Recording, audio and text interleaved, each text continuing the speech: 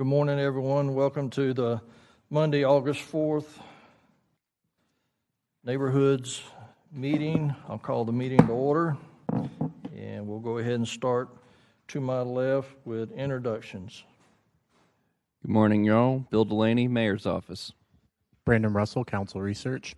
Carla Lopera, Office of General Counsel. Philip Peterson, Council Auditor's Office.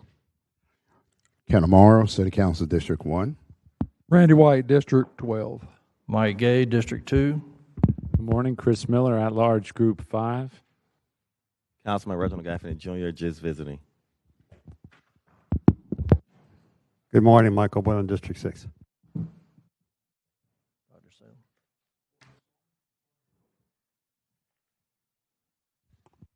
Ron Salem, Group 2 at large.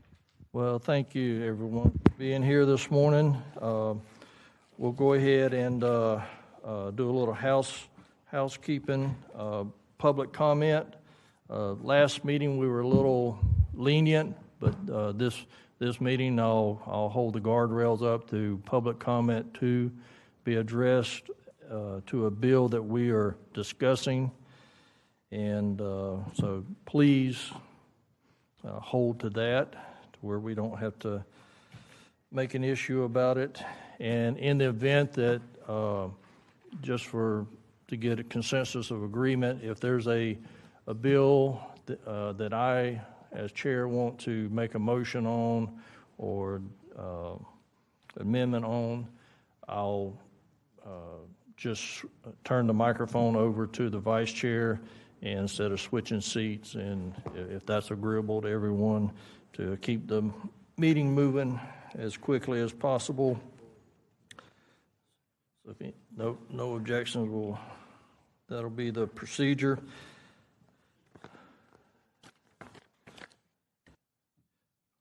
So we'll go ahead and open up for public comment before we move any further. I got one speaker, Blake Harper. You'll have 3 minutes, sir. State your name and address for the record, or identify as it being on file. Blake Harper, information on file. First of all, thank you, Chairman, for providing for public comment. This is an opportunity for citizens to come up and exercise their First Amendment rights, and also exercise their responsibilities as the public managers of each of you who have asked us to hire you as public servants. First of all, it's my understanding that Bill number 562, which is a resolution regarding the school board headquarters, has been withdrawn, according to an email Friday night. What I'm here to do is to sort of underscore that, and underscore the responsibility that City Council has. I want to go back to the matter with regards to Elizabeth Anderson. There are two private citizens who had direct first experience with Ms. Anderson and what her agenda was and how she conducted herself. They actually, and also the agenda that she pushed, and those two people, they ran for city council, for school board, because of the destruction of that agenda. So they won their seats. When she was put up for the library board, they came down here to speak, not as members of the school board, but as private citizens, to testify to the things that were egregious about Elizabeth Anderson. The point of it is, they had no place, and they understood that, had no place in representing or getting the school board involved in city council issues. They came down as private citizens. This bill 562, this resolution, is doing exactly the opposite. What's been asked of is for city council to get involved in the decision-making process at the school board. Now, the reality, we have 5 school board members who, when they campaigned on the financial mismanagement of the school board of the school system by the school board. One of those people who was involved in that mismanagement is still on the school board. Actually, 2 of them, and one of them is personally responsible for this bill coming up. So the point of it is that we need to let the school board deal with the fact that they have a $100 million deficit. The city has a $100 million deficit. You don't hear them coming in and talking about what the city needs to do. And they're put in the position of having to sell property as a way to help deal with that deficit, to get them back on sound financial standing, not only because of the financial standing, but because of the business model that's come about where competition is being used to recognize the sins of a monopoly. So folks, please, do what you can to help them on a personal basis. If you have something you want to say to them, go to their school board meetings and advocate as they came here as private citizens. That is the proper role that each of you have. Thank you. All right, thank you, Mr. Harper. I'd like to recognize Councilman Peluso has joined us. Now we'll go ahead into the presentation by Dr. Sushi.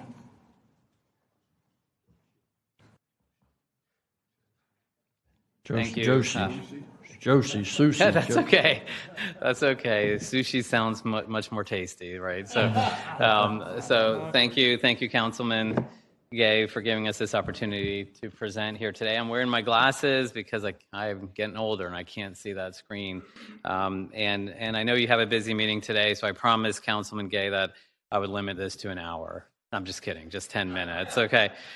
So thank you for giving us this opportunity. These are the task force health initiatives that this body, helped support back in 2023. $5.6 million were approved for these task force health initiatives.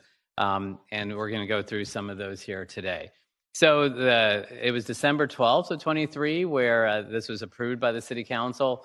And the programs were to help us reduce infant mortality here in Northeast Florida, improve awareness and access to some of our mental health resources that we have, reduce elderly food insecurity, increase access to primary preventative care, and to help us support the training of community health workers here in town. So we'll go through each of these individually. So reducing infant mortality, the goal here, and just a little bit of background, infant mortality here in Northeast Florida, though it is still higher than the state average, it has improved significantly over the last 20 years or so, a 34% decrease in infant mortality here in Northeast Florida since 2006.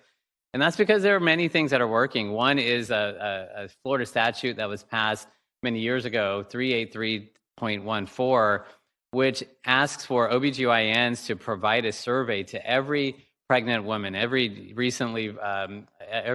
recently diagnosed pregnant woman, to fill out a survey so that we can identify women who may be at risk of having children who may be at risk of infant mortality or maternal mortality themselves.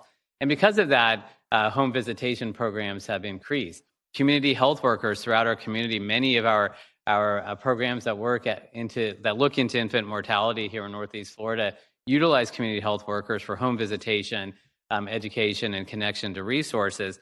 And it's because of that we developed this infant mortality program. And here's a chart that shows that decrease in infant mortality over time. You can see the state average has stayed about the same, but our infant mortality numbers have decreased, and we're right now at about 7.9 for every 1,000 live births. So this program here's goal is to help us continue to reduce infant mortality and improve maternal health outcomes as well. The strategy was to help an organization identify 2 to 3 community health workers that they can hire. These community health workers can then increase the number of women who are educated on health and postnatal sleep-related issues for children, up to 200. Connect these women to home visitation programs if necessary, and engage and educate them as well. And so the contract was competitively bid, and Northeast Florida Healthy Start Coalition was awarded that contract. And here is the data for that program. They were able to hire between 2 and 3 community health workers. A few had dropped out as well. They've reached over 635 families, women and families during the past year. 300 of these women were pregnant, 72 of them were postpartum, which was above their target of 200 pregnant women that they wanted to reach. They went through engagement programs by looking at faith-based events, housing complexes, community organizations. So throughout the community, to identify some of these women, they identified some of the important risk factors, which includes health insurance, not getting preventative care, entering into prenatal care later into the pregnancy, and some of the psychosocial concerns. Almost 80 of these women were then referred to home visitation, which is clearly an important way to help identify some of the risks inside the home, which may be related to infant mortality, including sleep-related issues. And 100% of these individuals received education on preconception health, safe sleep, and infant mortality education. Improving mental health and well-being here in Northeast Florida. So we've talked about this before. In Duval County, we have 13% more hospitalizations for mental illness-related issues compared to the rest of the state. So making people aware of the mental health resources in town is critically important. So these programs were put in place to support programs that are already there for mental health resources and to keep people out of the hospital, including the United Way to hire 2 full-time crisis operators at their 988 center, to support a not-for-profit called Starting Point to train folks in mental health first aid, to recognize folks who are dealing with mental health crises, and to support Angel Kids Pediatrics, who manages folks with children with Medicaid in terms of mental and behavioral health issues and does wraparound services for them as well. And so we'll start with the United Way 988 Crisis Call Center. They hired 2 additional crisis operators along with a program director for this program as well. They received over 17,000 calls that were routed to the center, which is about 1,400 a month. This is an increase from 2 years ago, where they're looking at 600 to 800 calls per month. Significant increase. The total calls answered were over 14,000 during this time period, which is approximately 1,200 per month. 20% increase in call volume between quarter 2 of 24 versus quarter 2 of 25. They're able to pick up the phone 83% of the time here locally. And in the month of August of last year, they picked up the phone 100% of the time as they came through, which is pretty remarkable. When they don't pick up the phone locally, remember, it goes to a national call center, so the call is still answered. Their average speed to answer is down to 17 seconds, which is a 35% reduction in wait time. And their de-escalation rate is still pretty remarkable at 98.7%, which means only 1.3% of these calls end up going to the emergency room or hospitalization through Baker Act. The pediatric mental and behavioral health support, just a little bit of background here. Remember, 20% of our children experience emotional, developmental, or behavioral concerns during childhood. Up to 22% have been diagnosed with ADHD or anxiety, depression, or conduct disorder within the last year. And you can see the other data there. Mental health support for our Medicaid children is truly critical and essential for us to keep these individuals in school and out of the hospital. And so this program through the last year, there's a lot of data here. I think it's important to focus on the number of hours of care coordination, over 6,000 hours, direct patient care, over 8,000 hours, and then some of the support that has been provided for the social determinants of health, supporting preventing homelessness and food insecurity, and distributing over 16,000 books, which helps with literacy and in particular healthcare literacy. And they've been able to reduce some of these social determinants of health, the risk factors, by 22%. And then finally, our program looking at for mental health was our mental health first aid program. They were able to educate 261 individuals in the past year, 93 in adult mental health first aid, 29 in youth mental health first aid, and then some of the other programs, including QPR, which is a great program, Question, Persuade, and Refer. My own private practice utilized that program for our staff as well. 80% decrease in mental health first aid knowledge, or increase, and a 62% decrease in stigma related to mental health. And the big one here is 158 of these individuals were referred for local behavioral health clinics, hotlines, mental health support as well. Addressing food insecurity in the elderly populations. We've talked about this before. You guys are well aware that we have about 160,000 people in Northeast Florida over the age of 65. In 2023, about approximately 4,000 of these individuals were food insecure, and 2,800, close to 3,000, were on a waiting list for food-related services. The goal of this food insecurity program, or elderly food security program, is to reduce hunger and food insecurity in the elderly population and who are currently on a waiting list for these meals. Provide one hot meal 5 days a week to reduce the number of folks on the waiting list. This was a competitively bid contract that went to Aging True, Urban Jacks here in Jacksonville. And their data, as we have discussed at previous meetings, is quite remarkable. The waiting list started at over 2,800, almost 3,000. They've been able to add an additional 1,902 folks onto the list of people that they're feeding. The current waiting list as of June 30th is down to 945, which is a 67% decrease in the waiting list. 273,000 additional meals have been served over the last year to these clients. And the survey data is actually quite good, too. 94% now state that their nutritional needs have improved. 93% state that the meals have improved their quality of life. And 96% state that they are less food insecure. Increasing access to primary and preventative care, another big area. I don't know, I feel like I'm running out of time here, so I'll go pretty quickly here. So just a couple of goals. The goals here were, of course, to improve access to primary care for the uninsured population, but also to help with social determinants of health.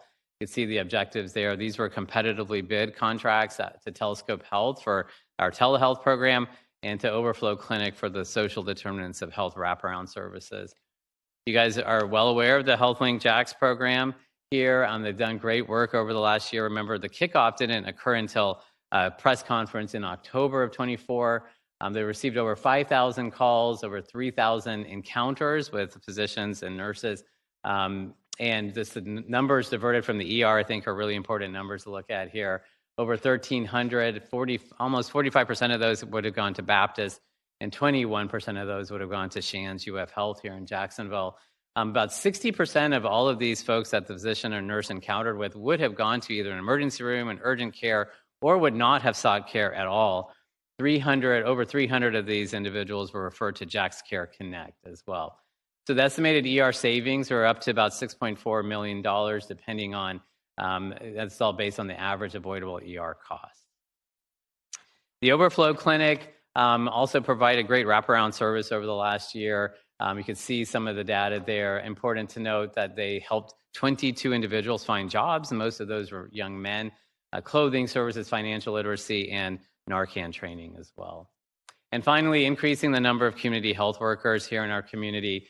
Many of you know community health workers play a pivotal role in getting information out at the grassroots level.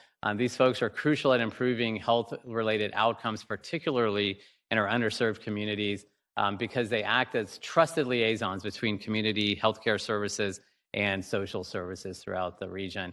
And so our goal was to increase the number of folks who are trained as community health workers so that organizations in the community who are looking for help can find people. Because during our transition team meetings, we learned from many organizations that they would love to employ community health workers. They just aren't growing on trees. They're just not available. So this program was put out there to help increase the number of community health workers available. It was competitively bid, and the Partnership for Child Health won that competitive bid. And here's the data. They were able to hire a fantastic program coordinator who did the teaching. 360 people enrolled for the program. 180 completed the rigorous program. 50% of these folks are now planning to sit for the certifying exam, which means that we should have about 90 more community health workers available in our community. And you could see what they were trained on in the 6 core domains. So that is that, and we appreciate you giving us this time. I just want to point out that of those 8 programs, there are 5 of them that we have proposed to continue in the fiscal year 26 budget, and those are what are listed up there. The infant mortality program through Northeast Florida Healthy Start, but 2 of the mental health and wellness programs, the 988 call center, the pediatric mental health, are feeding seniors through Urban Jacks and Aging True, and then our primary care access through Telescope Health or HealthLink Jacks. And that is it. And I thank you guys for your time and attention and for supporting these programs, which we feel have been very successful. Thank you. All right, thank you, Dr. Joshi. I do have one speaker in the queue, Dr. Salem. Yes, sir. Thank you, Chair. Through the chair to Dr. Joshi. Can you tell me, has the aging group that missed 2 months of payments, is that being corrected? Yes, through the committee chair to Councilman Dr. Salem. Yes, we have been able to get authority through procurement and are currently going through the contract process through OGC right now. We're just waiting for signatures to finalize that. And once that is finalized, Chief Weinstein and the team will be looking for the funding to support those 2 months that are outstanding. So we haven't found the dollars to pay them. Well, I mean, I think we wanted to get through procurement and contracting before looking for those dollars, but Chief Weinstein is on it. Would you please keep me informed? Absolutely. Thank you. Absolutely. Thank you. All right, no other speakers. Thank you, Thank Dr. you. Joshi. All right, we'll go ahead and go through our agenda, look at the action items. Item 1, 2024-0966, that'll be deferred at request of Council President Carrico. Item 2, 2025-0189 will be withdrawn at the request of Councilmember Peluso. Item 3 will be deferred, 2025-0361. The rest at the request of Council previous President White. Item 4 will be deferred at the request of Dr. Salem. That's 2025-0422. Item 5, 2025-0425 will be deferred at the request of Council President Carrico. And then we'll take action on item 6, 2025-0435. Item 7, 2025-0448. Item 8, we'll take action on 2025-0456. Item number 9, 2025-0457. It's up for action, but we'll have some discussion about that. Item 10, 2025-0458. We'll take action on that one. Mr. Chairman? Yes, sir. I thought you were going to defer item number 9. And should I go ahead and, okay, yeah, I was just going to let it go to discussion and defer, but yeah, my intent on 2025-0457 will be to defer. Thank you. Thank you, sir.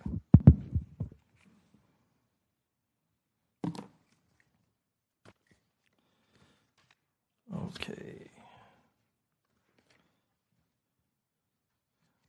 All right, get back where I'm going here. Number 10, item 10, 2025-0458, that will take action on that. 11, 2025-0459, we'll take action. Item 12, 2025-0462, we'll take action. Item 13, 2025-0463, we'll take action. 14, 2025-0466, we'll take action.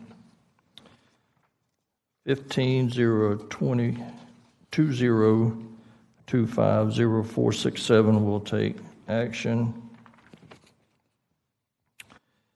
16, 2025-0468, we'll be taking action.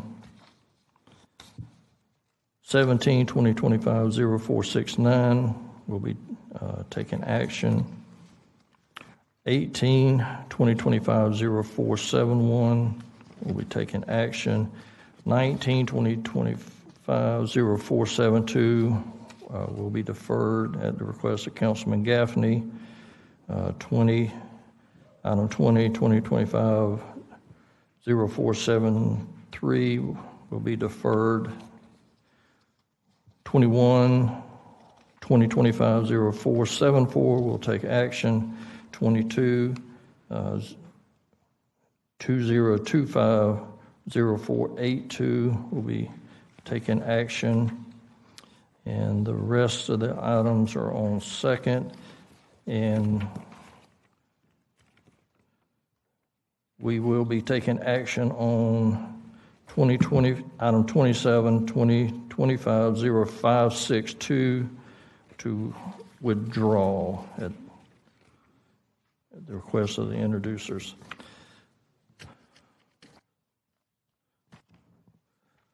All right, so moving back to the, there's several of them that I'll go ahead and move up in the agenda. visiting Councilman Gaffney. You're here for item number 18. All right, let me get to that.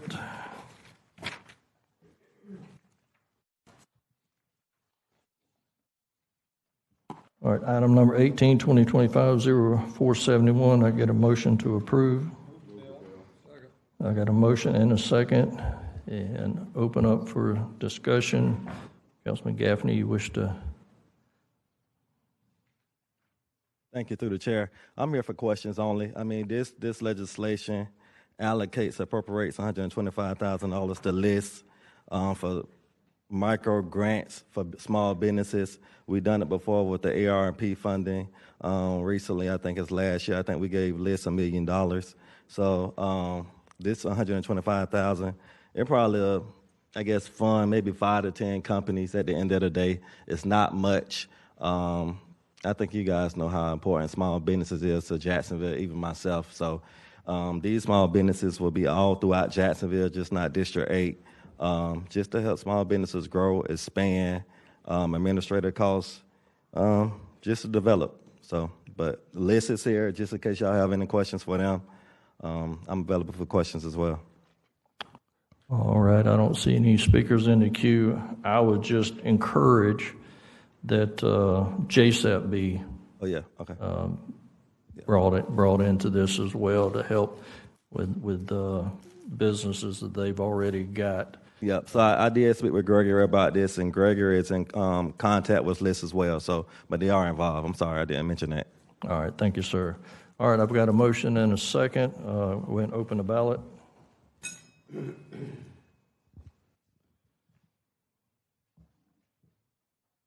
6 yeas, 0 nays. All right, by your action, you've approved 2025-0471. Thank you. I appreciate it. Thank you. Next item we'll move up in the agenda is item number 15.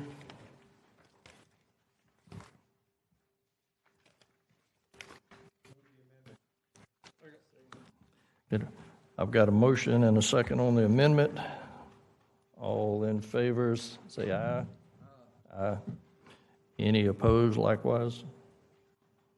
All right, by your vote, you approve the amendment. Can I get a motion to approve the bill 2025-0467 as amended?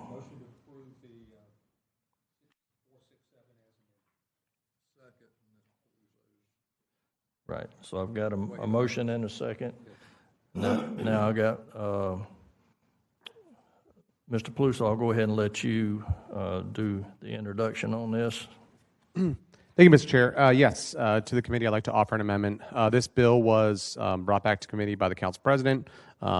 This is because there were a few... Wrong bill? Well, this is like the third time I've done this. Blame my last. Go ahead. Okay, thank you, Mr. Peluso. Now we'll go to Councilmember Boylan. Thank you, Mr. Chair. Through the chair to Philip, could you help me understand the precedents for this kind of action, please? Through the chair to Councilmember Boylan. So the city has a process in place approved by council for property owners to get reductions in their nuisance and demolition liens should they follow certain steps to improve the property. And so those that follow the normal process you never see, because that's a process that's in the city government. This is an after-the-fact approval. So the property owner has already made the improvements. They did not enter into the standard agreement with the city prior to making those improvements, and so they are coming to you now asking for forgiveness, if you will, for making those improvements prior to entering into the contract. This is not something we see often, but I would say maybe once a year, once every 2 years, an item like this does come to you. But the practice, so what's extraordinary about it is it's after the fact. But traditionally, it's not extraordinary for us to forgive such liens. That's correct. And what's being forgiven in this legislation is the exact process had they approached the city prior to making the improvements. There's no additional forgiveness offered to this property or former property owner. Thank you, Philip. Thank you, Mr. Chair. All right. Thank you, Councilman Boylan. I apologize for not getting that explanation on the amendment, but as I understood it, that the normal process, we wouldn't even be seeing the forgiveness. And so I've got a motion and a second. Open the ballot, record the vote. 6 yeas, 0 nays. All right, by your action, you've approved 2025-0467.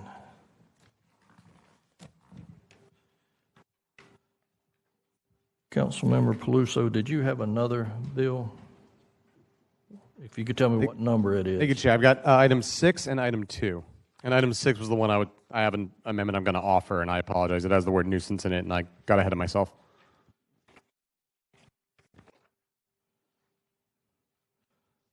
Okay, we'll go ahead and go to item 6. 2025-0435. Going to get a motion to approve. In a second. I've got a motion and a second. All right, Councilmember Peluso, you're recognized. Thank you, Chair. So this is the bill that Council President Carrico brought back down to committee, and that's because there were a few amendments that we wanted to add based on community input. This is for PNAB, the Public Nuisance Abatement Board. So I met with our attorneys, and I believe Laura's going to kind of come up and explain the amendment a little bit better than I am, if you don't mind, Ms. Harding. But aside from that, there was some real life activities that are going on. We just want to make sure that as we do amendments to this PNAB legislation, which has been great for the community, and to ensure that JSO is able to kind of crack down on some really bad activity that's going on in our neighborhoods, we just want to make sure that the language in here gave them the tools that they needed. We met with the head of PNAB, Josh Cockrell, over the past week, and we found some language that works with some of the neighborhoods that I represent, with, I believe, OGC, and with members of the PNAB board. So, Ms. Harding, if you don't mind. Not at all. Laura Hartung on behalf of the Office of General Counsel. The proposed amendment, there are two parts to it, one very simple, one more complicated. The first is to define the word adjacent. This would be on page 5 of the bill. There's a proposed change to the ordinance that a public nuisance may be established if the nuisance conduct occurs on an adjacent parcel or public right-of-way. The first change would be to define adjacent to mean within 1,000 feet of the property. The second proposed change to this legislation is slightly more complicated to explain. As background, the qualifying offenses for the PNAB jurisdiction are criminal acts that occur either within a 6-month period or within a 12-month period. And so the qualifying offenses have terminology of 2 or more occur within a 6-month period, or 3 or more occur within a 12-month period. The proposed change would be to define a time period within which those time periods can occur. So the proposed language would be, a public nuisance may be established if no more than 2 years have passed since the first qualifying offense of the 6-month or 12-month period as applicable, so long as ownership of the property is not changed and at least one qualifying offense has occurred within the 90-day period immediately preceding the filing of the complaint. This sounds very complicated. In effect, though, it is essentially a statute of limitations. Right now, the ordinance and the governing statute are silent as to when these 6-month or 12-month periods occur. So it doesn't say if it needs to be the 6 months immediately before a complaint is filed, if it can be a 6-month period that occurred a year ago. What this amendment would seek to clarify is that this 6-month period or 12-month period can be recognized as a public nuisance if it occurred within the last 2 years. And then there's a tag on the end of it that at least one qualifying offense has occurred within the 90 days immediately preceding the filing of a complaint. So you don't have a situation where, sure, 3 sales of cocaine happened 2 years ago, but the property has been fine ever since. That is what the part on the end about the qualifying offense within the 90 days immediately preceding the filing of the complaint. That is what that part would seek to do. Clear as mud. All right. So before we go any further here, I need to go, a motion has been, or an amendment's been offered. So I need to put that up for a vote. So I've got a motion on the amendment. I get a second? I got a second. All in favor say yay. Yes. Yay. All right. Any opposed likewise? So, okay, by your actions, the amendment is now approved, so we can open up discussion on that. Dr. Salem, are you on the bill or the amendment? Go ahead. I mean, Thank you. Through the chair, it's my understanding that President Carrico is okay with this bill and the amendments since he's the bill sponsor. I believe so, yes. Okay. Just want to make sure that's the case before I vote yes. all right. Councilman Amaro. Thank you, Mr. Chair. Thank you, Councilman Salem, for answering that question. At least gives me some clarity as well. Through the chair to Ms. Hartung, you're right, it's clear as mud. I would assume that those windows of 2 or more within 6 months, 3 or more within 12 months would be directly in reference to the calendar year of the complaint. And even though the statute may not say that, isn't that a fair assumption, number one? And why was the 2-year parameter created as a comfort place, landing place, if you will? Through the chair to Councilmember Amaro, that is the current practice now, that essentially how JSO is handling things now is a more proactive approach. So they identify properties that are of a concern to the community, and once they have one qualifying offense, they keep them on their radar looking for, does another qualifying offense occur within a 6-month period or a 12-month period? So realistically, that is how things are occurring currently. But there are some citizen groups that I believe are wanting JSO to consider properties that have potentially the number of qualifying instances, the number within the right amount of time, but that time period is a year ago or 2 years ago. But they still see the property as a problem in the community and would like the PNAB to take action on it. 2 years, I believe, was seen as a fair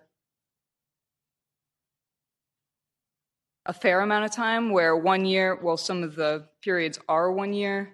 3 years would be the statute of limitations on many of these crimes, but punishing a property for things that occurred 3 years ago is perhaps not in the interest of justice.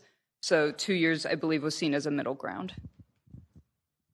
All right, thank you. Chief White? Yes, sir, thank you. Through the chair, the "I believe so" comment does not have me real comfortable until I hear from Carrico. Can you answer that, Mr. Peluso? Thank you.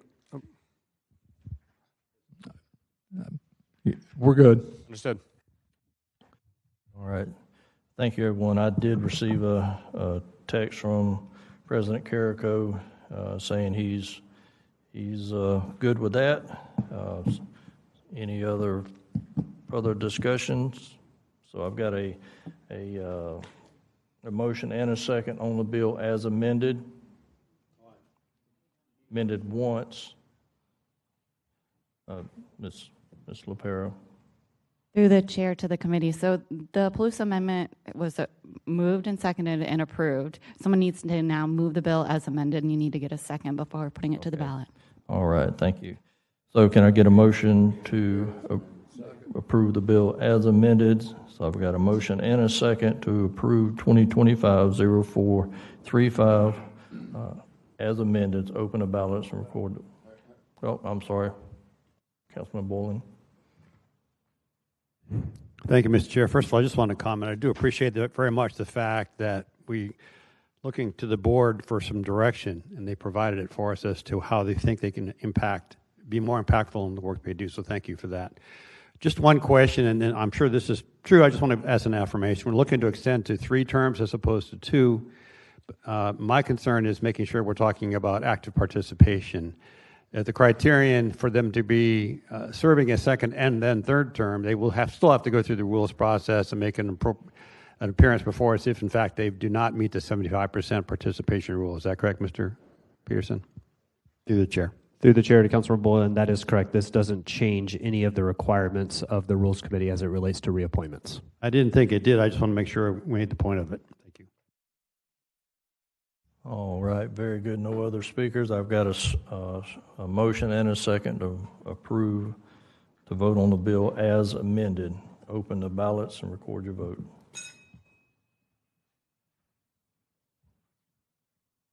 Six yeas, 0 nays. All right, by your action, you've approved 2025-0435 as amended.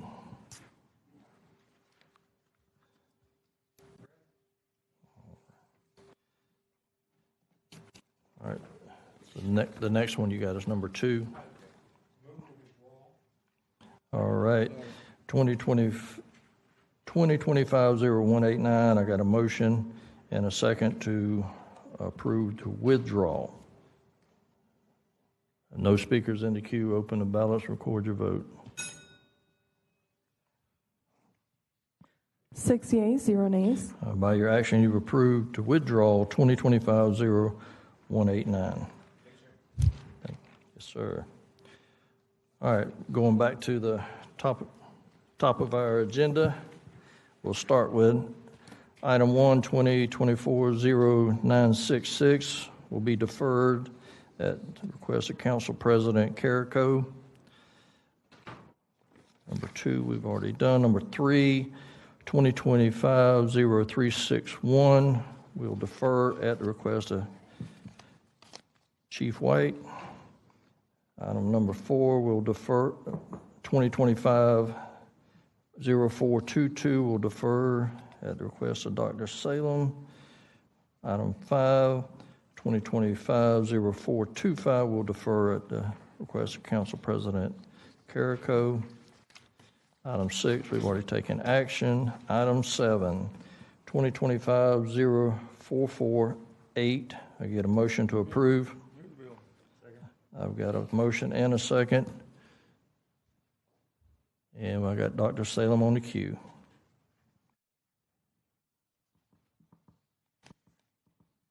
Thank you, Chair. Through the chair to Councilmember White, the Planning Commission recommended an amendment to maintain the existing threshold of 50% of building value for renovations of industrial projects. That was not included. Are you opposed to that, or is there an issue with that? If you could address that, or if Dylan could address that. I'll let Mr. Hagan come up and speak to that. Okay. Thank you. Or Mr. Rangel, either one, or all. Come on. Dylan Rangel with the Office of General Counsel. I believe Mr. Hagan was at the Planning Commission meeting, so I'll let him start on that discussion. Thank you, Mr. Chairman. Chris Hagan, 208 North Laura Street.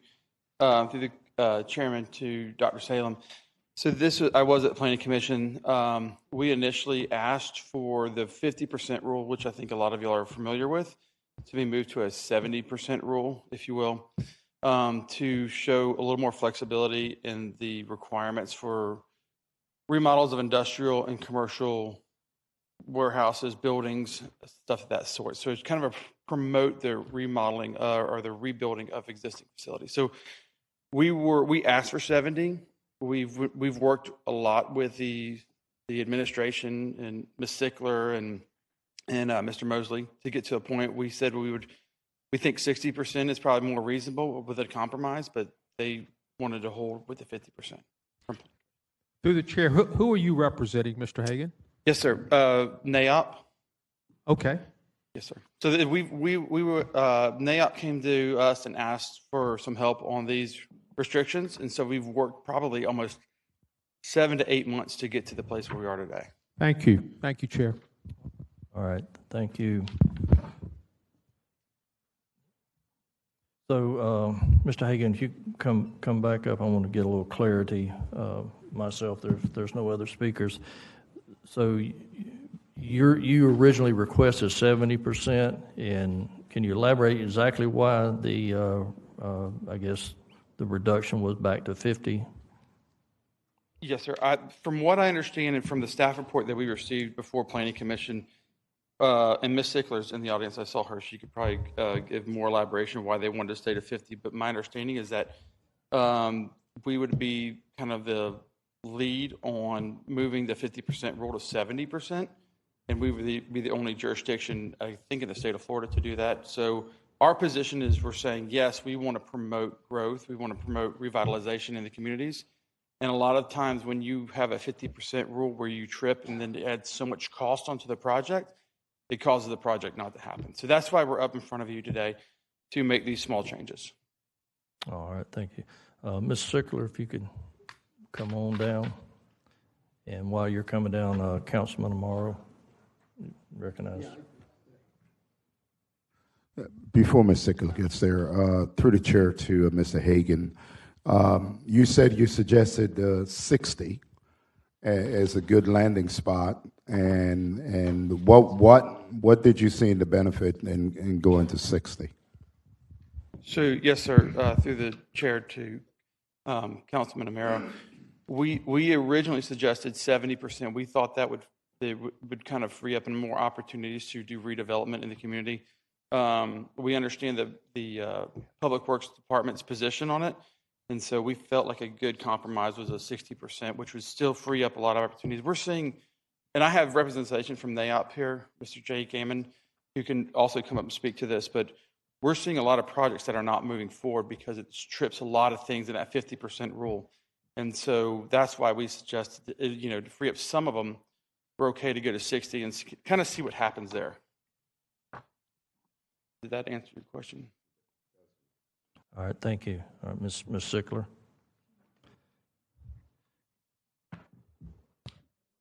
Good morning, Nina Sickler, Public Works. So currently, the requirement is 50% of the appraised value at the start of the 3-year period.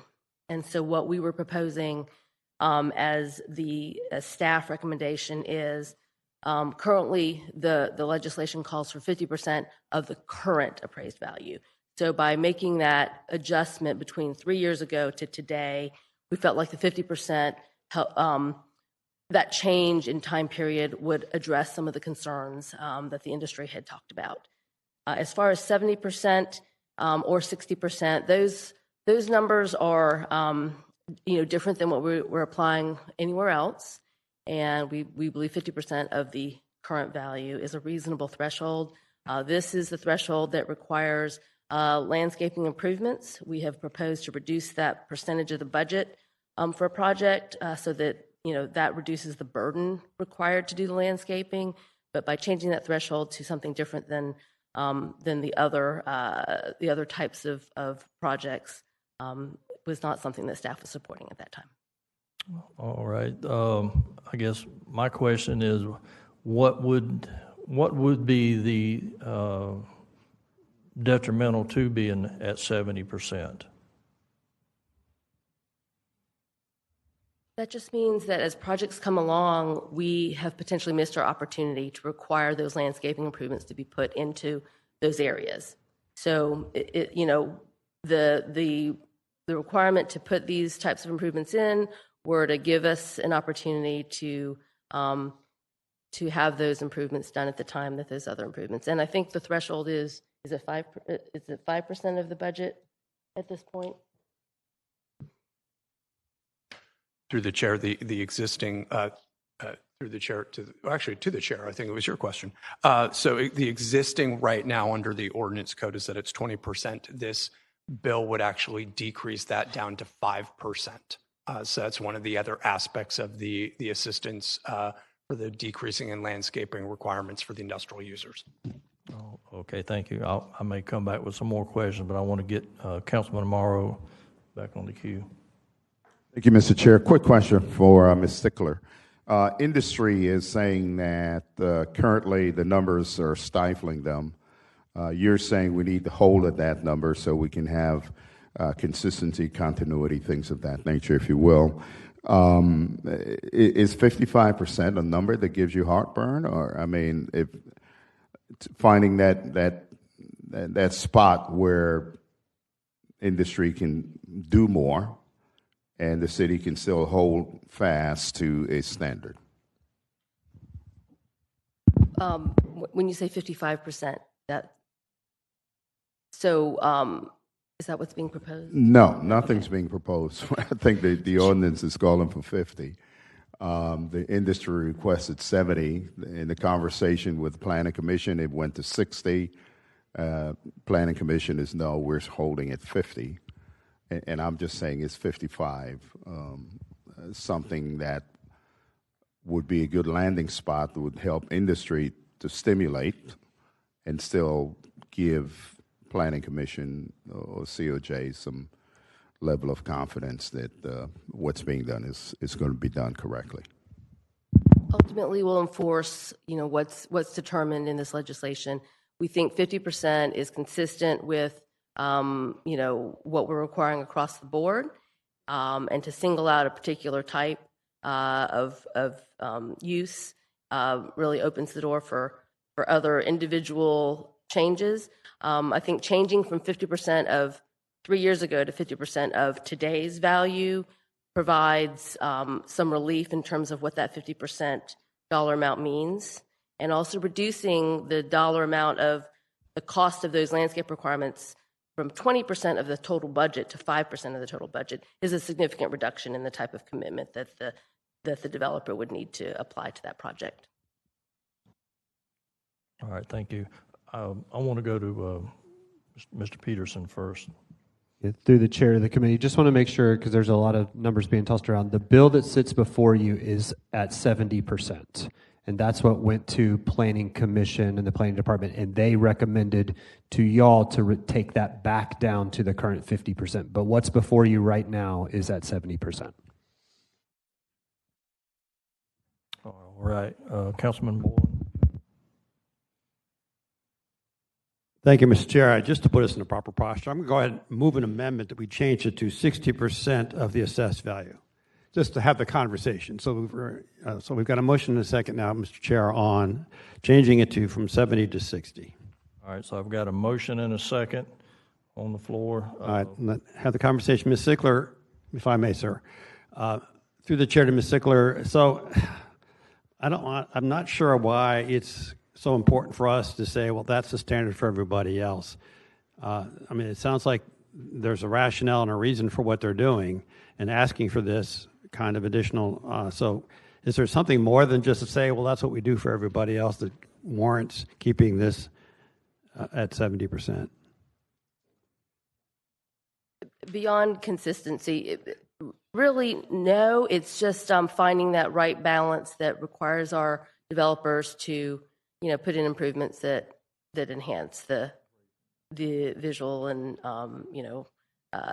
general nature of the areas that they're building in. That's really all.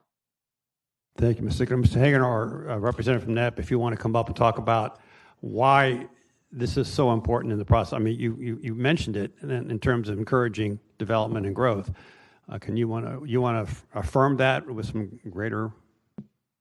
Yes, sir. Thank you to Council, through the chairman, to Councilman Boylan, I do want to address also the, if I may, the change from the 3-year, because it was currently, until this bill, you would take a 3-year look back to a current market value. So while a current market value now, based upon the property appraiser or a certified appraisal amount, may increase the property value, it's also what's reasonable to a current market value. 3 years back is not reasonable when you talk about a current market value when you scale the 50% rule. More directly to your point on the 70 to 60, we feel like through our market analysis, through the experts in the industry, they are telling us, they're telling me, they're sitting in the audience, they're saying that if we got moved to 70%, then it would free up a lot more opportunities to do redevelopment in certain areas. When they came back at 50, we said, okay, let's talk about a compromise, and that's where we landed on 60. We do think there would free up a lot more opportunities at 60. Not as many as 70, but 50 would kind of maintain kind of where we are now. All right, so we got a motion and a second on the Boylan amendment. Let's do this by a raise of hands. So all in favor of the Boylan amendment, raise your hand. We got, and all opposed likewise.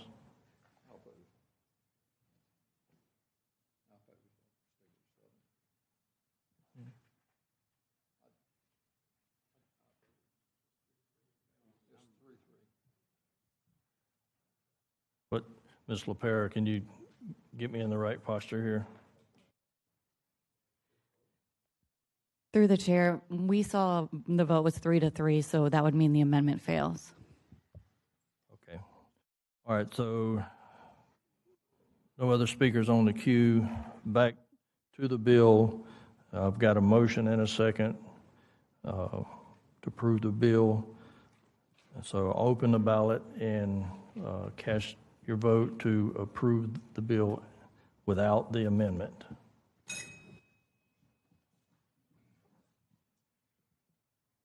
Six yeas, 0 nays. All right, by your action, you've approved 2025-0448.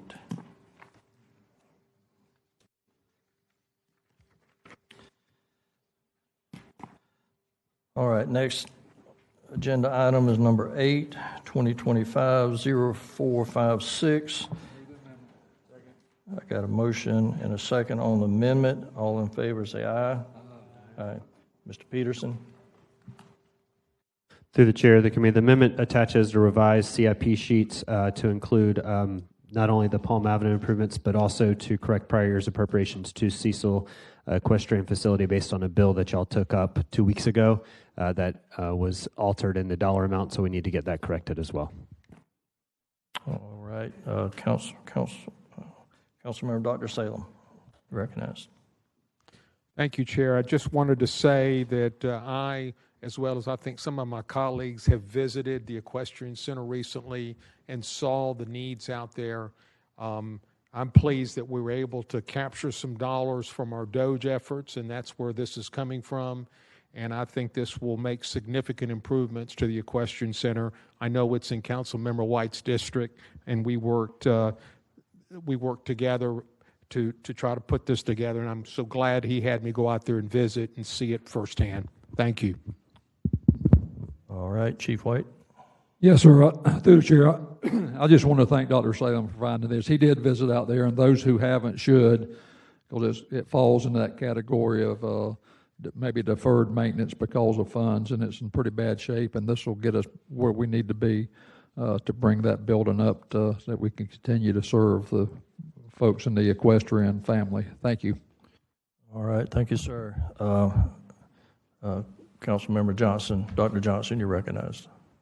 I just had a question. Thank you so much. Just visiting. Good to see you all. I'm not sure whether this is a Public Works question or a Councilmember White question, but through the chair, this, and it may have been already discussed, as it relates to the Equestrian Center, I visited the one that the police currently have for the Equine Center downtown. And that was one of the things I saw. It was in complete disrepair. They were trying to put it together. It was like spit bubble gum and glue holding it together. Is there still going to be a move, since it's so close to my district? I want to see what we could do to help, to possibly move that facility out to that space. I'd heard talkings of that. Is that something that is imminent? Yeah, through the chair to Dr. Johnson, yes, in fact, there's $3.5 million, and they're going to actually move the main area that they hold the horses to the Equestrian Center, or actually on the south side of Normandy. And I think from then they'll just use the downtown facility when they have a downtown event, but it won't be their permanent location is moving to Cecil. Thank you. All right. Thank you. I as well have visited out there, and this funds is desperately needed, so I'd like to be added as a co-sponsor on this as well. And by that, I've got a motion and a second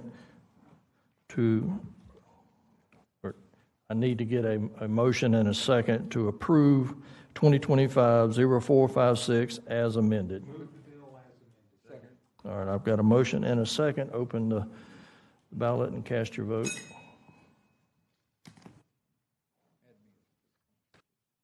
Six yeas, 0 nays. All right, and please add Councilman Miller and White as co-sponsored. So by your actions, you've approved 2025-0456. Next item, agenda number 9, 2025-0457 is deferred. Yes, Councilman Salem, Dr. Salem. Yeah, this is to replenish the healthcare fund that some of you have heard me talk about. The auditors have indicated to me, Philip, where did Philip go? There he is. I'm sorry. I was looking at the chair next to you for some reason. That by mid-August, we should have a better idea of the amount that's needed to bring it back to at least zero. And so I've asked the committees to defer this bill till we get the exact amount from the third quarter closing. And as soon as we have that, I'll come forward with a recommendation. Thank you.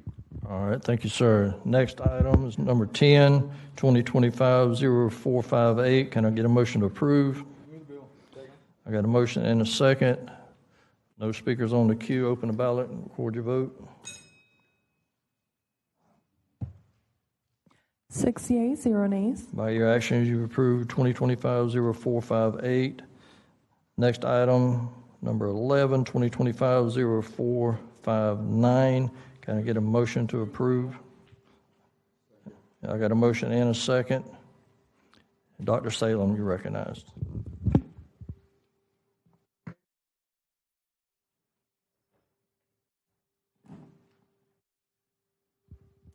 Thank you, Chair. I had some questions for Mr. Granite when he came to my office to explain this bill to me, and I would hope he could come forward and address the 2 or 3 questions that I had. I think they'd be pertinent to the group as well. Yes, sir. Thank you. Mr. Granite. Good morning. Sean Granite with Office of General Counsel. Through the chair, Councilman Salem, you asked me a few questions. One, you asked me to confirm that the 2024 renewal process went smoothly. We have Chief Golden here who can comment on that. We also discussed, Councilman Salem, the renewal process for the firefighters and paramedics and how it was paid for. And the city gives each JFRD member a pay code for them to enter, and it's charged to the city. So it's not what I suggested, a great number of checks written or issued. Through the chair, so each individual firefighter then renews it through a code that's provided to them to the state of Florida. Is that what I hear you saying? Through the chair, Councilman Salem. Yes, it's a pay code that's given. It's every 2 years. Each firefighter goes in and uses that pay code and it pays the Department of Health. So Are you, yes, are you required, through the chair, are you required to get continuing education and those types of things, Yeah, like I am, for example? yes, sir. So through the chair to Councilman Salem, yes, there are CUs attached to that. Those have to be completed by October 1st. From October 1st to October 31st, they're able to use that pay code through the city. Okay. Yes, sir. I think there was a third question? Yes. Or maybe the first question you were going to address? Yeah, so through the chair, the 2024 renewal went fine. We had no issues. Okay. During the 21 and 22, when they had issues with this one, there were policies and procedures put in place to stop that from occurring. So we're in a good place right now. So our next renewal is not till 2026. Right. And I think there was a third question, is that correct? Yeah, through the chair, Councilman Salem, you also asked me about how new hire licenses were confirmed as well. So Chief Golden can address that.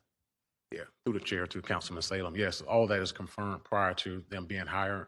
Once every year, every 2 years, a biannual renewal, everybody's put on that same date. So if somebody gets hired in 2023 and the renewals in 2024, everybody will be renewed in 2024.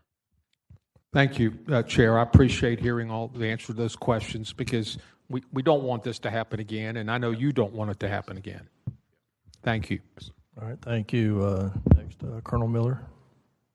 Thank you. Through the chair, to I think Mr. Granite and Chief Golden, I'm encouraged to hear the latest round of renewals went well, but what I want to highlight and ask you, what adjustment as far as supervisors being involved in the process has been made on this last renewal? Was that the change? Who, the question is really, who was checking this last go round that it went well? Because obviously you can't just hold the individuals responsible and say, if it doesn't happen, well, they should have done it. And so we get in a situation where we're paying taxpayer dollars because we didn't do what we should have done. Obviously, there has to be at least one or two levels of supervisors checking to ensure it's done before the suspense date, before they expire. So could you speak to that? Was that one of the improvements or changes, having a supervisory level added to checking before the expiration? Yeah, through the chair to Councilman Miller. Yes, the policies and procedures were put in place. It's actually in black and white in writing. And the holder of all that is our training division. So they do audits throughout the year to make sure everybody's licenses are up to date. During that biannual renewal as well, we have dates: October 1st, October 31st. If that isn't done, they're pulled off the street. They're getting letter of counseling, written reprimands, all that's included. And I can provide that SOP to you if you need it as well. Well, through the chair to the chief, no, that for me, that won't be necessary. I just want to make sure we highlighted the importance of that supervisory check that wasn't in place before. So I'm glad to hear that it is in place now. And there's an accountability process, responsibility placed if everyone doesn't follow through. So thank you very much for that through the chair to the chief. Thank you. Thank you.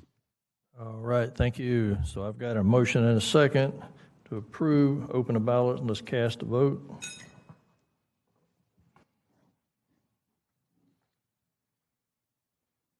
Six yeas, 0 nays. By your action, you've approved 2025-0459. Item number 12, 2025-0462. Can I get a motion to approve? I got a motion and a second. No speakers on the queue. Open a ballot and cast your vote.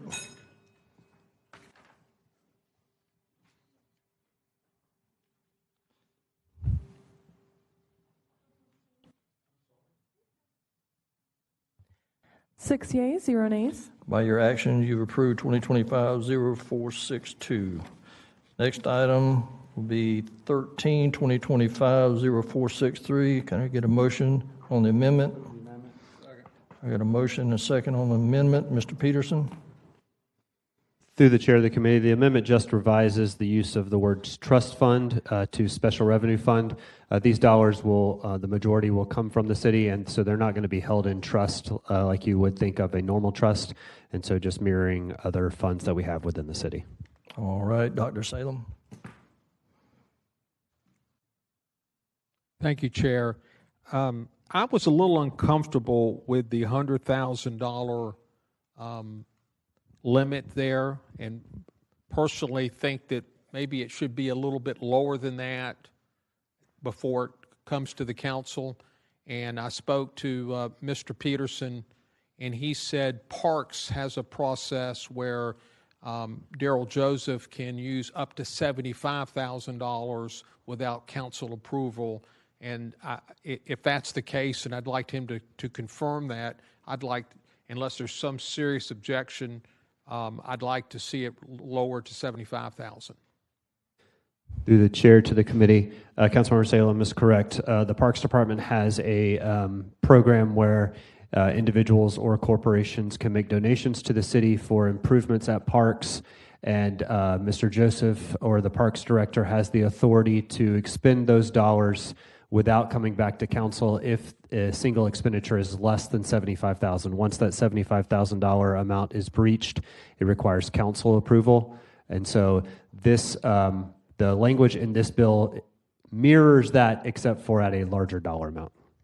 Through the chair, to Mr. Conyers, do you have a serious objection to lowering it to $75,000? Harrison Conyers, Director of Military Affairs and Veterans. Through the chair to Councilman Salem. We will certainly work within the parameters that have been set up for other directors. That certainly makes sense to me, sir. Okay, then I'd like to make an amendment to lower it to $75,000.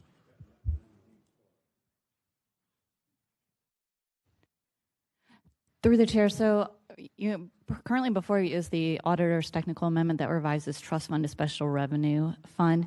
You can handle this one of two ways. You can amend the amendment, and we can go through that process. It's slightly more confusing, or you can take them one at a time, Mr. Chair, vote on the technical amendment, move the Salem amendment, and then I'll roll them up at the end if you so choose. Yes, I would like to go ahead and vote on the amendment that's on the table right now. So all in, or council, or the amendment that's on the table right now, we've got a motion and a second on it. All in favor say yay. Yay. Any likewise say nay.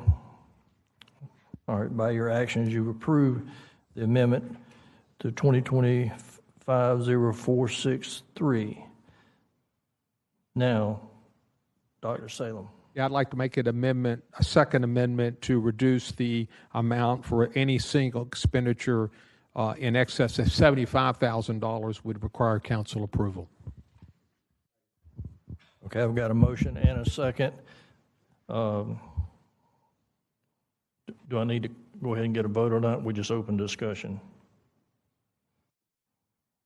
To the chair, if people want to discuss, you can discuss, or you can take it to a vote if there are no speakers in the queue. Let's go ahead and have discussion on it. Councilman. Yes, sir, through the chair, thank you. I'd simply like to be added as a co-sponsor, and I'd like to hear from Mr. Miller. He's the first one listed as the introducer, what he thinks about the 75 to the 100 before I vote, but thank you. Through the chair to Council Member White, as long as Harrison is fine with that, given the consistency with what we're doing for parks, I don't see any problem with that. I can't speak for the other co-introducers, but I think that will be fine as long as that's something that Mr. Conyers can work with, which he said he can. So I think that's fine. All right, thank you, sir. I want to go ahead and jump over to Mr. Peterson. Through the chair, I'm going to apologize for some confusion that I've given Councilmember Salem. I was just pulling up the parks language in case y'all had specific language. It was $75,000 when introduced. It's since been raised to $100,000, so this would mirror that. And I apologize to Councilmember Salem for giving you that incorrect information earlier.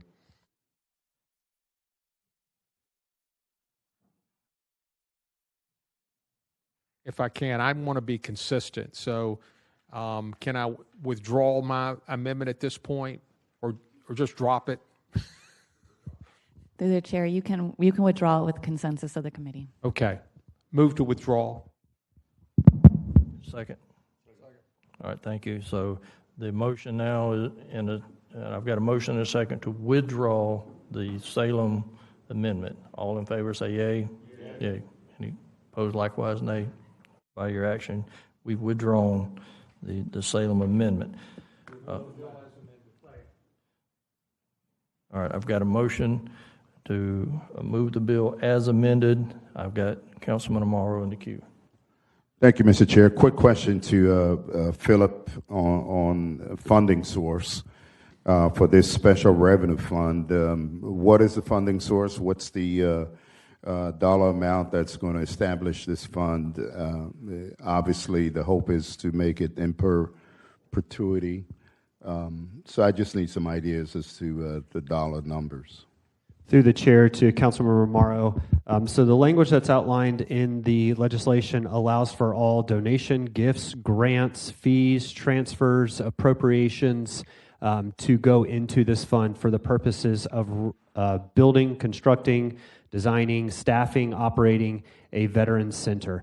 So my assumption is that a large city appropriation would be necessary to get the building built. And at that point, I would imagine Mr. Conyers and his staff will begin seeking donations and grants from private entities or nonprofits to assist in running and contributing to the center. It's possible that the city will have to fund the running of the center if they're unsuccessful or can't get enough grants to have that operation. So we may see an ongoing appropriation, but I would guess the large part of building the center will be a city contribution. So right now, bottom line, no money has been identified, allocated, or anything. That's correct. Unfunded mandate. Well, this just sets up a pot for donations to begin rolling in. So someone can now make a donation specifically for this community center, and it gets deposited into this, say, community and veteran center. It would get deposited into this fund. Without this legislation, I think you'd have a much more difficult time in getting contributions because there's no fund to make contribution for someone to make a contribution towards. All righty, thank you, Philip. I'm going to support the bill. I just wanted to know where the money was coming from to get this initiative going as part of my responsibility sitting here. I would like to legislative services. I would like to be added as one of the co-sponsors as well. I believe that in our veteran community and would like to see us do more. So thank you. All right. Thank you, Mr. Morrow. I have no other speakers in the queue. I would also like to be added as a co-sponsor, as this is desperately needed in our veterans community. With that, I'll go ahead and open up the ballot to approve, vote on this 2025-0463 as amended. 6 yeas, 0 nays. By your action, you've approved 2025-0463. Next item 14, 2025-0466. Can I get a motion to approve? I got a motion and a second, and Councilman Miller. Thank you, Mr. Chair. Through the chair, I just wanted to just a quick question, clarification. Was this through the chair to Council Member Johnson? Was this part of your original approved funding that there was a change that occurred, and so you've redirected? Okay, well then that question's answered. Thank you. All right, no other speakers on the queue. Go ahead and open the vote. Open the ballot, cast your vote.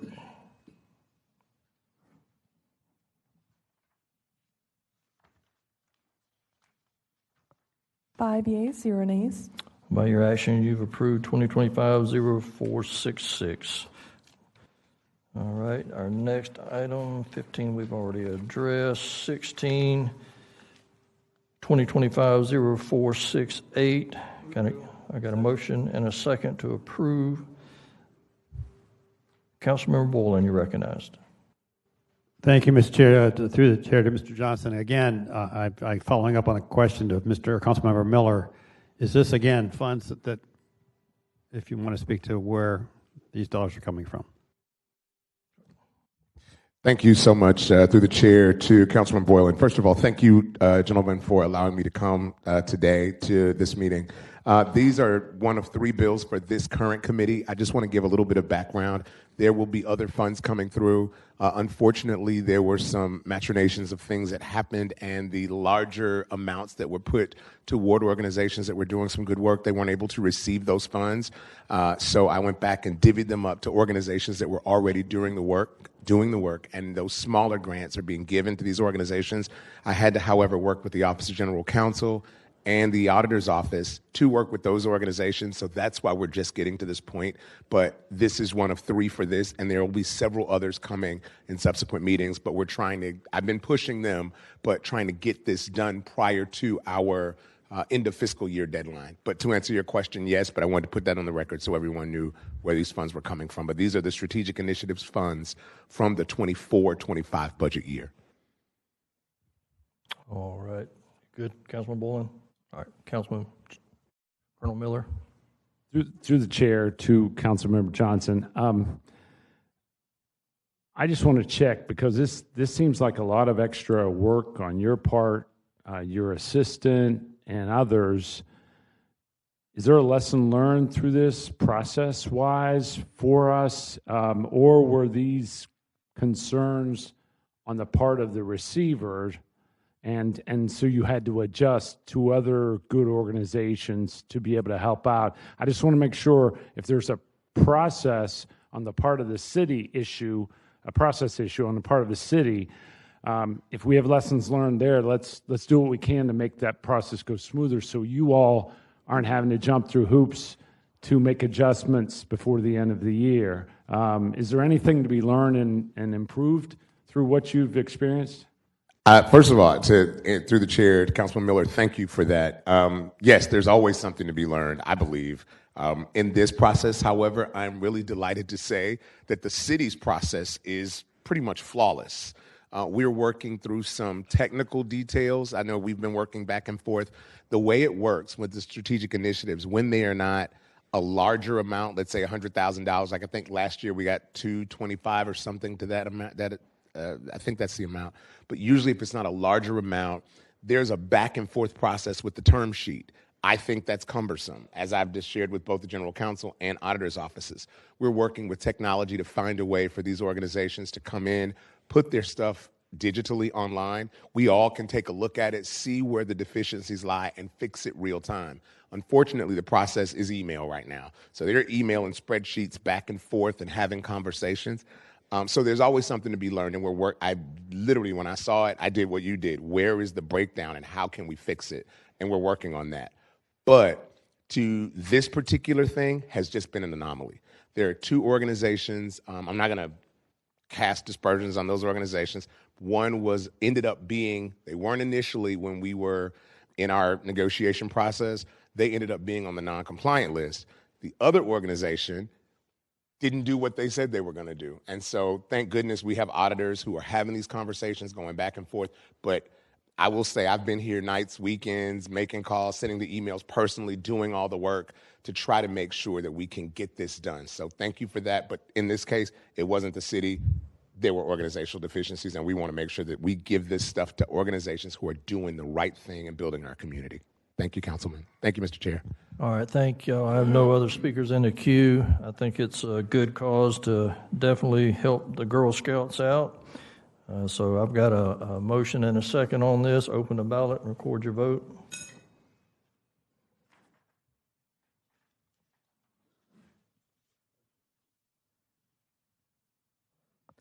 Six yeas, 0 nays. By your actions, you've approved 2025-0468.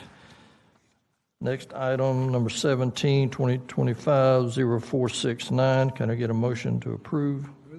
Second. I got a motion and a second. No speakers on the queue. Oh, Mr. Peterson.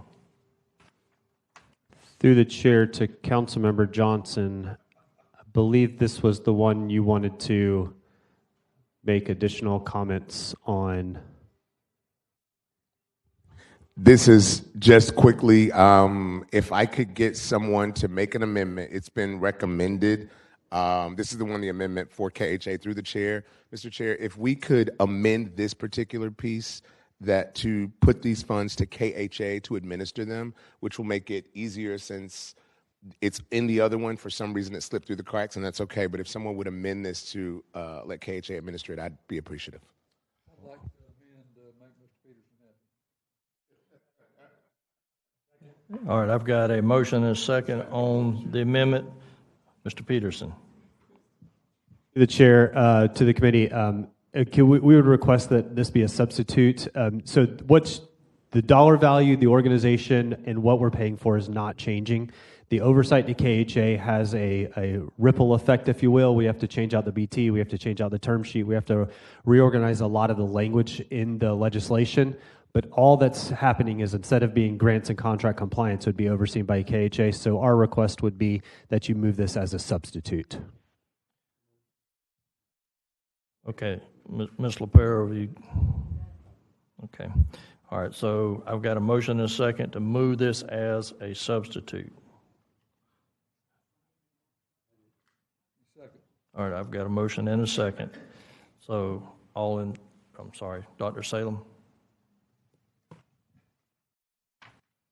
Thank you, Chair. I see a representative from KHA sitting in the back. I would be interested in their thoughts on accepting this and something that they would monitor. I mean, I believe it's our perfect right to direct KHA to do whatever we think is appropriate. But I get concerned when it's a $10,000 grant and the amount of time and effort that may go into monitoring something like that. So if you could, please. Thank you. Rachel Zimmer to Councilmember Salem through the chair. Yes, we're fine with this. We've discussed it with Councilmember Johnson prior to this meeting and the auditors, so we are all good to go. Thank you. Thank you. Thank you, Chair. Thank you.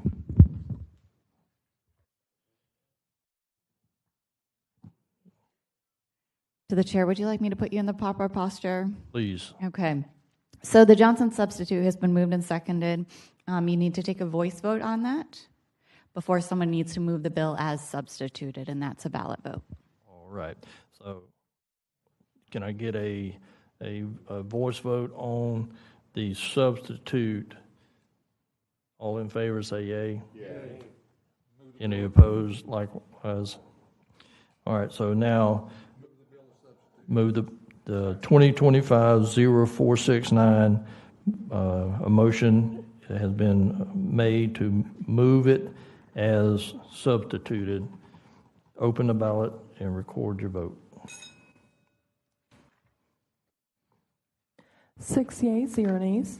By your action, you've approved 2025-0469 as substituted. Item 18, we've already took action on. Number 19, 2025-0472 is being deferred at the request of Councilmember Gaffney. Item 20, 2025-0473 is being deferred. Item 21, 2025-0474, can I get a motion to approve?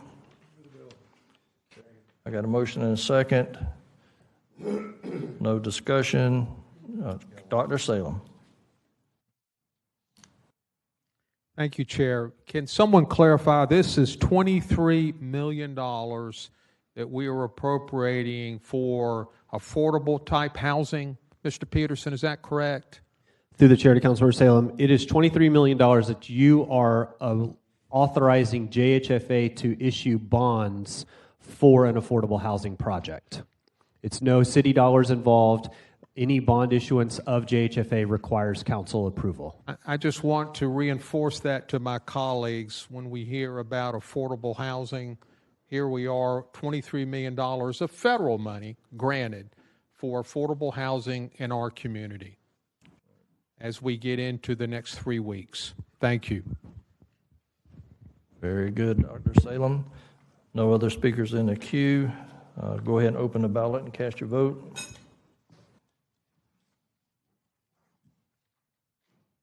Six yeas, 0 nays. By your actions, you've approved 2025-0474. Next item, 2025-0482. Can I get a motion to approve? I got a motion and a second to approve. Councilman Harris, I don't know if he's, okay, so he's not going to be able to make it. Councilman Miller, you're recognized. Thank you, Mr. Chair. Through the chair, I just wanted to ask the auditors to comment on this. I know they have written comments here, but given we're on the record, I just wanted to make sure they had an opportunity to explain this. And I just wanted to ask, why up front, and what a difference that makes. Councilman Aris is here now, so I'm sure we'll get something from him as well. Thank you. Through the chair to Councilmember Miller, I'll defer to Councilmember Arias. He's had the conversations with the organization on why the funding's needed up front. All right, thank you. Councilman Arias, welcome. You're recognized. Thank you, guys. Good morning, everybody. I'll make this very quick, but the reason why we're actually advancing this right now is because this has been part of our enhancements from last year. We're already going into our next budget cycle, and we're still in the process of this enhancement. And I think Councilmember Johnson has a couple of his as well, too, on the queue. But nevertheless, this entity has had to deal with procurement. At first, it was, the insurance part of it. And once they were getting to that finish line, they identified that they had to also have because they deal with children as well, they had to get a special liability insurance for children, which they were not aware of. So it really dragged the entire process out. These events that they did for the community were back in October, November, December of last year, 3 events for the community of last year. And so when they were starting this, that's when we had already passed the legislation. We got the approval, so I sent them a picture of hey, you're approved, we're good to go.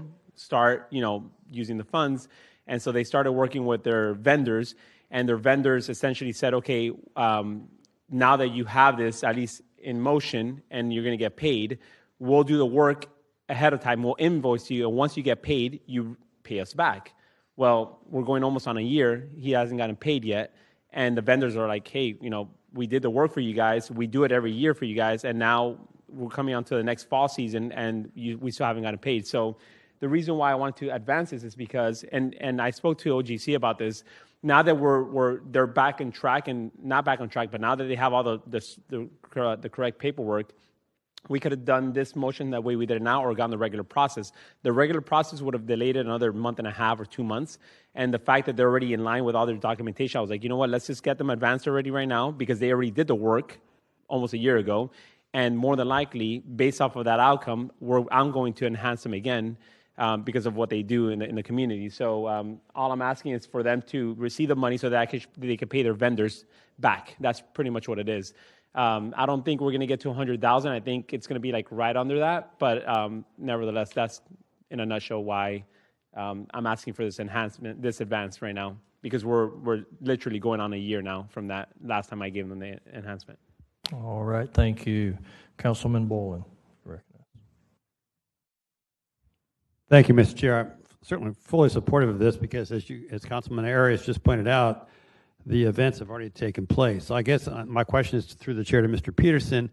Is the only thing they're missing at this point then is an agreement and or reporting? Is that what we need to? I mean, if the work has already been done, they're living up to the expectations of what these funds are supposed to be used for. So is it just really a paper issue we're talking about here in terms of getting a report back from them of how the money has been spent?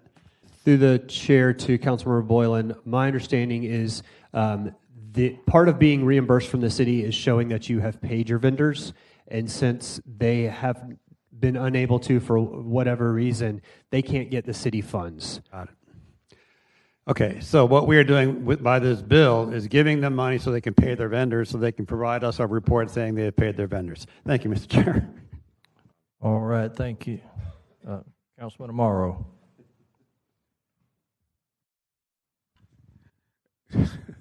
Thank you, Mr. Chair. This is one of those practices. You're like, why do you want to even get in that lane? They did the work. They can't produce an invoice to the city because they haven't been able to pay. Now they want to get the money to pay, and your concern is that there's no clawback. So, but they've already done the work. And I'm supporting the bill. It's just that we should never allow this to occur. I think it's a bad paradigm. It's not good fiscal accountability. I mean, if they don't have the money, don't do the work, and then come and ask for the money. Wait until you have the money. Don't spend the money until the money is in your hand. I'm going to support it, but it's a bad paradigm. It's a bad business to establish and practice. All right, no other speakers on the queue. A couple questions I have, Councilman Arias, is that the normal process would have been originally a year ago if everything, the insurance and all would have been taken care of, they would have still had to do the work, provide the events, and then get reimbursed. And so it's really, I guess they did the events, but they would have still have had to pay their vendors to get reimbursed. And so moving forward, how do they look at this next enhancement that they can eliminate that gap?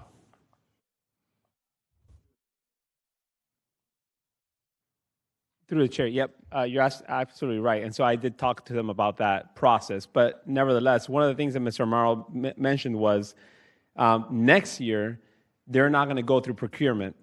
They're actually going to go through KHA more than likely because of their work with the children, and that's going to change the process up. What really held up the process this year was the fact that they were throwing a curveball saying, you got to have some special insurance or some special documentation because you're working with children, and that just really just threw everything out of proportion. They're in compliance now, if I'm not mistaken, and I'm not sure if anybody's here to, I guess they're not. But anyways, they're in compliance, but that was the issue. They were out of compliance because of that children aspect of things, and that really delayed them. But to your point, yes, they understand that they have to have the money, pay the vendors first. What they did was they had proof that they were going to get funded. They thought they were going to get funded quicker, and so they had the vendors that they've worked with for many years saying, "Hey, we're good. We're going to do the work for you guys because we're going to get reimbursed." They still have the invoices. It's just, but next year I made it a point to tell them, "Hey, you got to pay first, then get the invoices." Thank you, sir. Councilman Boylan, you recognize.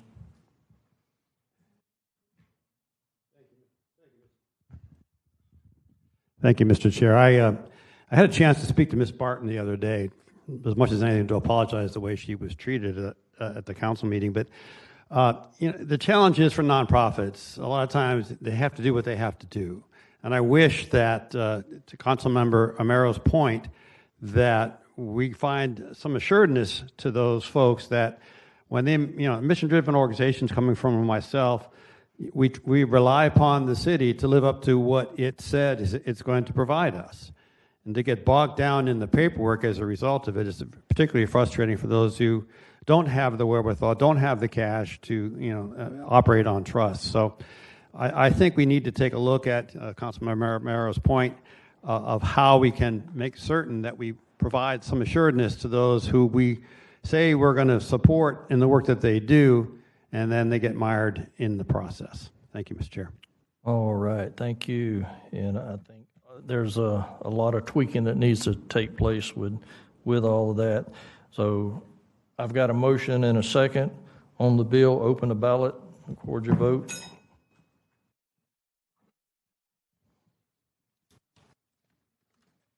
Six yeas, 0 nays. By your action, you've approved 2025-0482. Thank you, Councilman Arias. Next item are on second. Item 23, 2025-0528. 24 is 2025 0532, 2025-0533, 2025-0539, and then item 27, 2025-0562. Can I get a motion to approve to withdraw? I've got a motion and a second. Open the ballots and record your vote.